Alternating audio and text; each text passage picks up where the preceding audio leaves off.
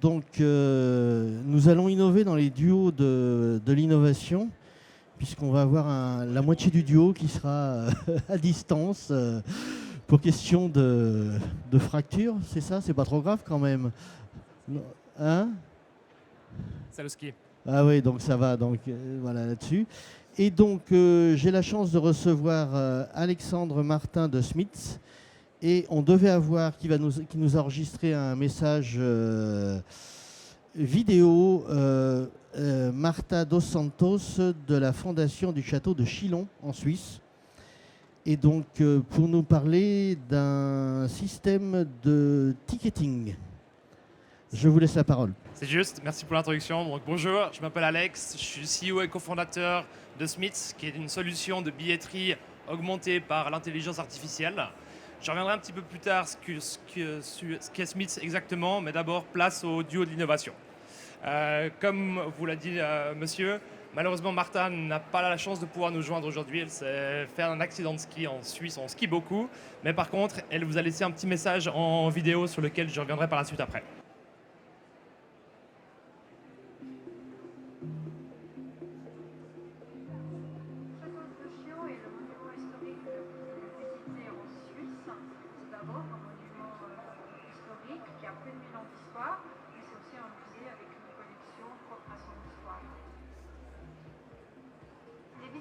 Visiter le château d'une façon totalement indépendante. Ils ont à disposition un audio-guide en 9 langues ou alors une notice qui les accompagne. Et là, nous avons 21 langues à disposition. Nous avons aussi un parcours pour les familles avec plusieurs niveaux d'âge et aussi en 3 langues, français, anglais, allemand. Nous avons à peu près entre 35 et 40 événements publics par année. En 2020, nous avions un système déjà de billetterie en ligne qui n'était pas optimum et surtout qui ne permettait pas d'influencer sur le nombre de visiteurs par tranche horaire qu'on pouvait accueillir au château.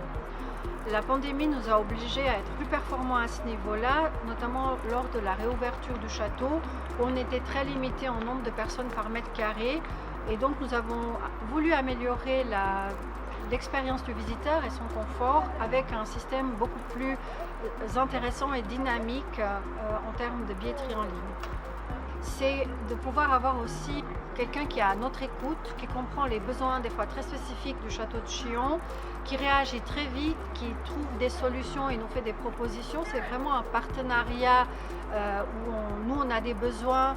Eux, ils s'entraînent, ils nous proposent parfois des solutions qu'ils ont aussi testées sur d'autres sites. Et puis surtout, c'est, je dois dire, une équipe très sympathique qui est vraiment au service du client. Alors, le nouveau système d'e-billetterie que nous avons choisi en 2020 nous permet en fait d'être beaucoup plus souple en termes de gestion et de contrôle des flux des visiteurs. En même temps, c'est un système suffisamment facile pour qu'il puisse être géré en interne, notamment en termes de prix, d'événements. Lors de la réouverture du château, nous avons dû installer un système aussi qui pouvait compter le nombre de personnes qui entraient et sortaient. Et nous avons intégré cela avec le nouveau système de billetterie en ligne pour en fait offrir un nombre de billets par tranche horaire et faciliter en fait l'accès au château pendant cette période-là où on était très restreint en nombre de visiteurs par mètre carré. Ce système il nous a aussi permis d'être beaucoup plus rapide lorsque les clients arrivent à la caisse, puisqu'un simple scan permet de comptabiliser que le visiteur est entré. C'est un système aussi qui nous renseigne qui est le visiteur, d'où il vient, le type de billet, si c'est une famille, des enfants, des adultes ou un groupe. Et ça nous a vraiment permis d'ouvrir dans des conditions plus agréables, tant pour le public que pour le personnel en place.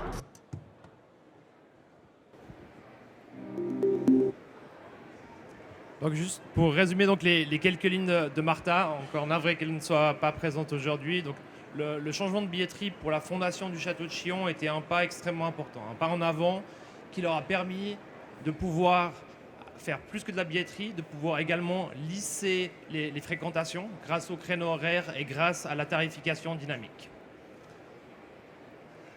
Une situation en fait où le château était à des moments surfréquentés, parce qu'il y a des quarts de touristes asiatiques qui se présentent le matin à 9 heures à l'entrée du château. Dans des situations là où ces pics étaient fortement encombrés de la fréquentation du château.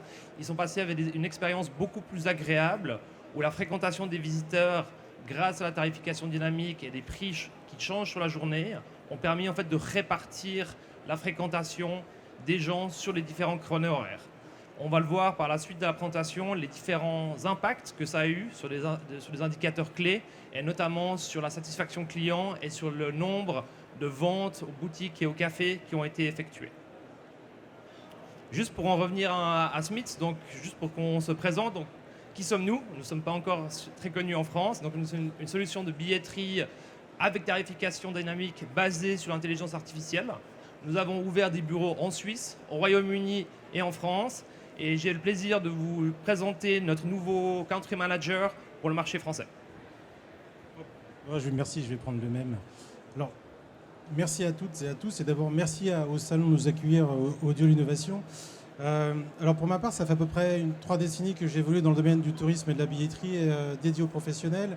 Et on est tous d'accord sur un sujet commun, c'est que la France est un pays qui est riche en diversité géographique.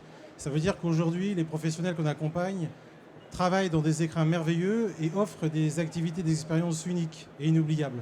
Et d'ailleurs, c'est la raison pour laquelle il suffit de regarder autour de vous, dans les 100 mètres carrés aux alentours, on a quasiment beaucoup d'acteurs qui sont présents sur la billetterie dédiée aux professionnels et donc à vous. Alors, la plupart font le boulot correctement, c'est une réalité, mais souvent, certains besoins sont insatisfaits. C'est la raison pour laquelle on a décidé de s'implanter sur le marché français, parce qu'on a la volonté d'apporter ce que l'on sait faire, ce qu'on a fait dans d'autres pays, au Royaume-Uni, en Allemagne et en Angleterre, une valeur ajoutée différente, avec un apport lié à ce qu'on appelle la gestion de la donnée et la tarification dynamique, pour permettre justement de rester en adéquation avec l'évolution des comportements d'achat de tous les publics. Alors, ça ne se fait pas sans mal, bien évidemment, mais ça se fait dans la volonté, effectivement, d'être cadré, posé, et de comprendre l'expérience utilisateur client, qui sont celles de vos clients, et les aménager. Donc aujourd'hui, on a la volonté de le faire sur le marché français, et surtout, ça passe par de la co-construction, et ça va donner la possibilité aux professionnels que vous êtes de travailler à travers des scénarios de prédiction. Ça va donc vous permettre d'anticiper et de vous libérer du temps pour justement avoir du temps disponible pour vivre de vos passions, bien évidemment, et bien évidemment de renforcer les liens humains, puisqu'on parle beaucoup de technologie, mais les liens humains qui sont importants dans la relation que vous avez avec vos publics. Merci d'avoir apporté de l'attention à ce petit discours. Et je vous souhaite bonne continuation. Donc peut-être pour continuer avec la particularité du niveau d'innovation et notamment ce que ça a apporté pour la fondation du Château de Chillon, je pense que l'implémentation du projet a été extrêmement importante sur 3 points. Le premier point a été finalement la mise en place très rapide et en version cloud d'un nouveau système de billetterie. C'est une implémentation qui s'est faite en moins de 3 semaines sur l'ensemble du site, aussi bien en ligne à la caisse. Ça a également permis finalement à la Fondation du Château de Chillon d'avoir une centralisation des stocks, c'est-à-dire à partir de leur système de billetterie, de pouvoir commercialiser leurs offres sur plusieurs canaux, que ce soit des canaux locaux à travers les offices du tourisme, mais également des canaux internationaux comme les marketplaces ou les OTA, et de finalement implémenter cette solution de tarification dynamique et de prévision des ventes. Vous allez peut-être me demander, mais qu'est-ce que c'est au final la tarification dynamique? Vous en parlez depuis 5 minutes. Qu'est-ce qu'est l'impact sur un musée? Qu'est-ce qu'est l'impact sur un lieu culturel? La tarification dynamique, c'est comme vous le connaissez peut-être dans d'autres industries, comme l'hôtellerie, comme l'aviation, c'est la capacité de pouvoir changer les prix en fonction d'un certain nombre de facteurs externes. Les facteurs externes peuvent aussi bien être la météo, les vacances scolaires dans les différents départements, ou alors la prévision de remplissage qu'on fait dans différents créneaux horaires. Et c'est là où Smith vient et intervient, on est très bon là-dessus, c'est notre capacité à pouvoir prévoir l'affluence à certains pics, à certains moments de la journée, sur certaines dates, grâce à l'intelligence artificielle.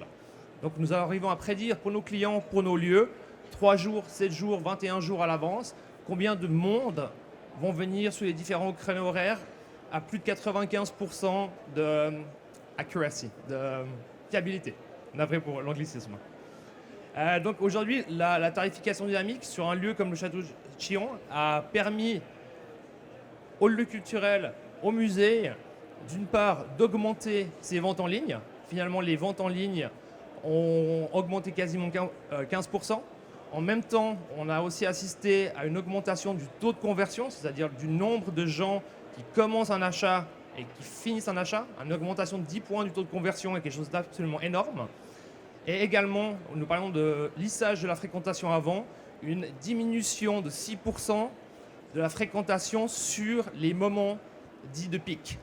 Pourquoi un musée, un lieu culturel doit absolument éviter finalement cette fréquentation sur les pics? Parce que la fréquentation sur les pics laisse à vos clients finaux une expérience qui est moins bonne. Ils ont attendu un petit peu à la caisse, ils ont attendu un petit peu à la boutique, et par ce biais-là, vont finalement moins consommer sur place. On a constaté dans le cadre du Château de Chillon que depuis l'implémentation du dynamic pricing ou de la tarification dynamique, les ventes sur place ont augmenté de près de 30%. Parce qu'il y a plus de place, parce qu'on en attend moins et on consomme beaucoup plus facilement. Et finalement, un dernier point extrêmement important sur l'implémentation de la tarification dynamique, c'est que la tarification dynamique va également aider les utilisateurs à faire le bon choix lorsqu'il vient à choisir son créneau horaire. Les créneaux horaires un peu plus loin vont être un petit peu moins chers, donc les gens vont avoir tendance à réserver un petit peu plus en avance. Et on a remarqué que sur nos clients, finalement, la période entre le moment de la réservation et le temps de la visite a tendance à tripler. C'est-à-dire si les gens réservaient 2 jours en avance par le passé, ils auront tendance à réserver 6 jours en avance par le passé. Pourquoi c'est important? Ça vous aide à planifier le staff, la nourriture pour les différents points de vente, ainsi de pouvoir piloter la dimension financière de manière plus rapidement en ayant des cash flows en avance. Je vous remercie pour votre attention et c'est très volontiers qu'on finit avec une dernière vidéo. Ce nouveau système il nous a permis aussi d'être beaucoup plus performants en termes de chiffre d'affaires, puisque nous associons en fait notre publicité en ligne, notamment via nos réseaux sociaux, notre site internet, avec cette billetterie. Et nous avons vu déjà une augmentation en fait du chiffre d'affaires par visiteur, puisque le visiteur qui achète le billet, il a tendance à prendre par exemple l'audioguide directement. Et comme ils achètent les billets à l'avance, on se rend compte aussi qu'ils dépensent plus lorsqu'ils sont au château, à la boutique ou par exemple au restaurant. Tant en 2020 qu'en 2021, malgré le fait qu'on a eu beaucoup moins de visiteurs, notamment étrangers, nous avons quand même constaté une dépense moyenne par visiteur qui a augmenté. Et les billets en ligne qui étaient avant 2020 restaient entre 3 et 5% du total de nos visiteurs. Tant en 2020 qu'en 2021, on a eu des pics à 30%, mais là c'était vraiment lorsque le château était très contraint par le nombre de visiteurs. Mais sinon, en moyenne, on est passé de 5 à 15 voire 20% de visiteurs qui achètent à l'avance. Merci beaucoup pour cette présentation. Y a-t-il des questions? Ah, pour une fois, c'est pas moi qui poserai la première. Bonjour. Oui, du coup, par rapport à un visiteur qui arriverait au château de Chillon spontanément, quelle est sa tarification? Est-ce qu'il a le temps, lui, d'ajuster, de se dire si je reviens dans 3 heures, ce sera moins cher? Ou est-ce qu'il subit comment on gère le client qui arrive comme ça spontanément? Alors, il y a un point qui est extrêmement important par rapport justement à la tarification sur place.